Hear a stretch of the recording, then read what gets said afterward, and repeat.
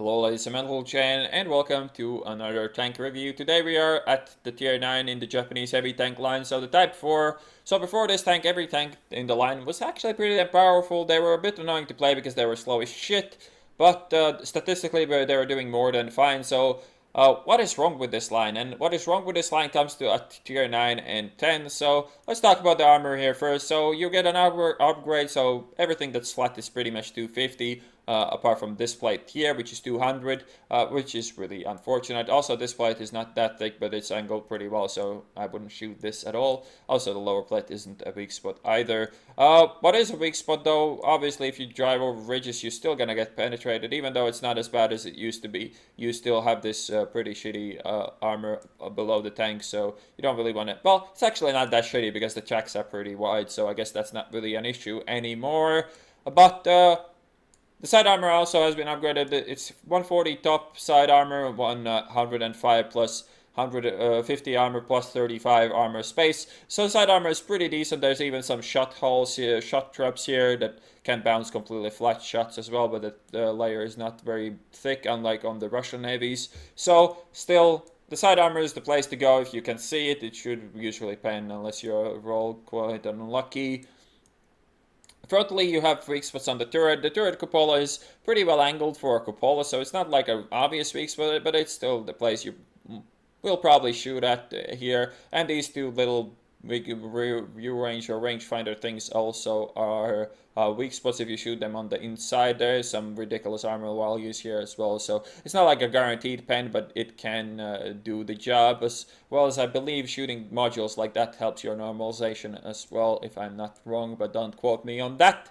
Last but not least, sidescraping is not great here because of the shitty plate here, which plays a pretty big role in how bad this tank is at sidescraping. The second you turn your turret and angle this anywhere towards your enemy, it becomes really shitty. So tier 10s and 9s are gonna just shit on this plate. 7s can't really touch this tank with any kind of ammo, but the 8s and higher loading gold, most of them will have more than 250 pen, and they'll just go straight through the front, and you can't really do much about it. At tier 9 and 10, people are not anymore that shy to load gold instantly anymore either, so you're gonna have a lot of games where you just get shit on, and there's nothing you can do. Also, this deck is a giant arty target, as you would imagine.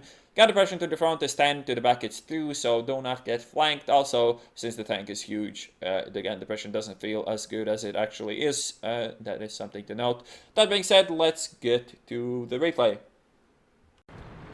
So here's the replay, and as always, before we get into too much action, let's look at the stats on this thing. And unlike the previous tanks in this line, at the tier 9 you actually have something to compare this thing with. So we're going to be mostly comparing it with the VK4502 POSB and the ST1, the Russian tier 9 heavy tank, and German accordingly as well, obviously. So first of all, you have 2050 hit points, which is by far the health, well, by 100 hit points more than the VKB, which is a decent amount. Well, it's a best amount of hit points I guess you'll get to tier 9. So speed limit forwards 20.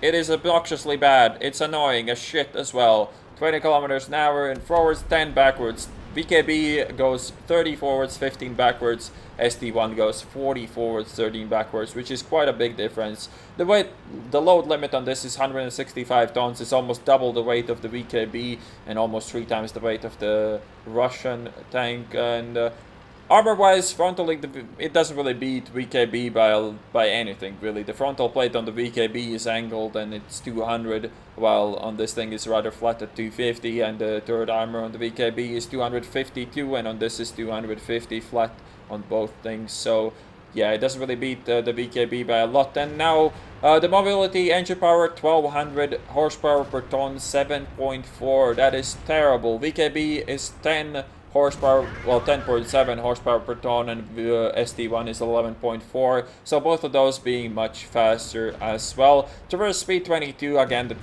the horsepower per ton doesn't really support it very well, so it doesn't feel like 22 at all. Turn resistance is actually reasonably decent. I mean, it is better than VKB and on medium and soft terrain, but on hard terrain, the VKB beats all of these tanks, the ST1 as well.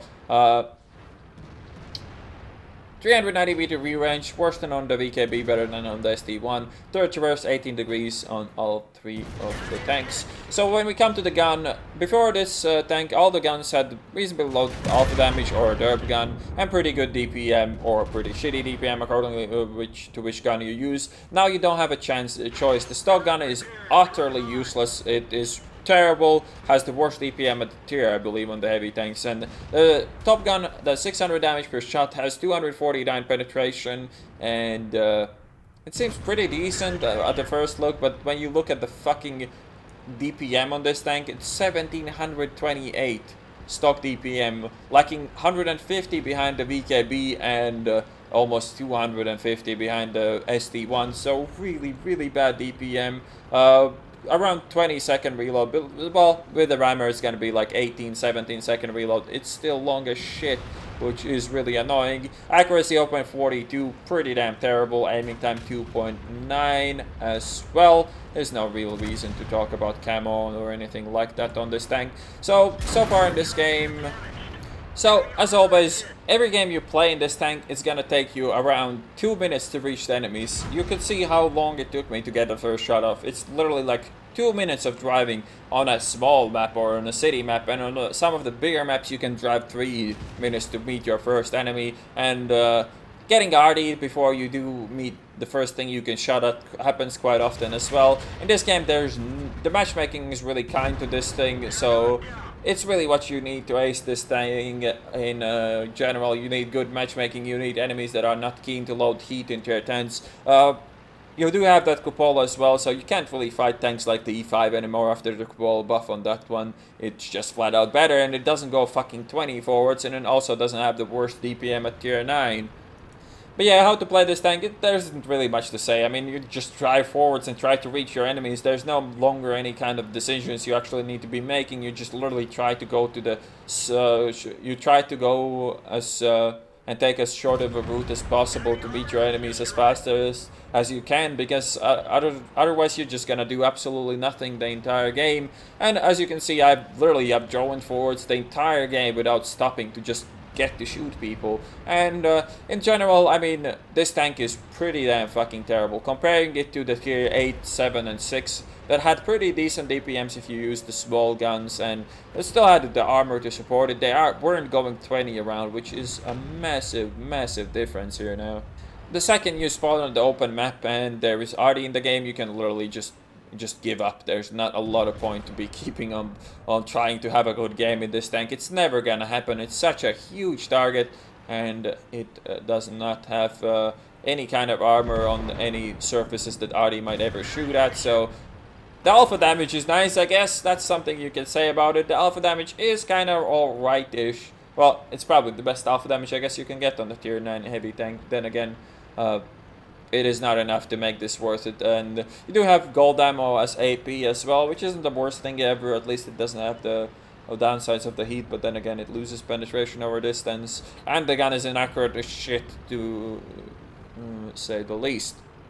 Going hull down in this doesn't work either, as you do have that huge cupola, and besides, your turret armor is as good as the rest of your armor, so there's not a lot of point to be hull down.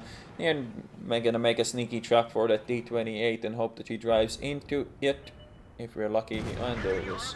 And we get a fire there as well, which is nice. Bottom line, however, is that if we could call the tier 6 to 8 heavy tanks situational, this is just terrible. There's nothing situational about this tank. And like, this was the only ace tanker game I got in this tank throughout the entire grind. I grinded through the entire fucking tank without using any free XP pretty much. I actually played it with the stock gun as well, which was some experience to say the least. The stock gun on this is fucking dreadful.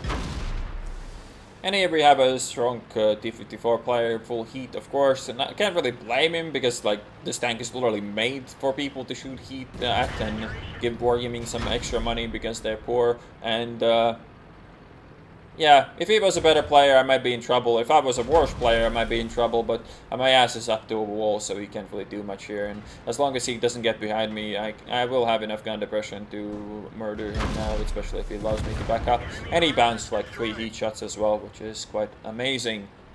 So yeah, an epic game. Epic action, going 20 the entire time, never stopping, because if you stop, you don't have anything to shoot at anymore. If you are passive, you're just gonna have a shitty game, 1k, 2k. Obviously, you are always too late to do any kind of cleanup. And here's the end plate. 5.8k damage down, ace tanker, high caliber. Nothing really to say about it. But yeah, this tank is fucking terrible. It's a fucking pain in the ass to play. And it is not even good statistically as the other tanks were, because the DPM on this is worse at tier 9, as I mentioned a couple of times already. I'll say it again. The DPM on this shit is the worst at tier 9, which is pretty damn bad if you ask me. And the last nail in the coffin is put by the 20km/h top speed limit forwards, which makes you feel sad every time you queue up in this tank. And fuck me, you need to queue up a lot in this to grind to the tier 10. So my honest advice on this entire line is avoid this playing. We'll do the tier 10 review soon enough as well. So yeah. Hope you guys enjoyed this review, and I'll see you on the next one.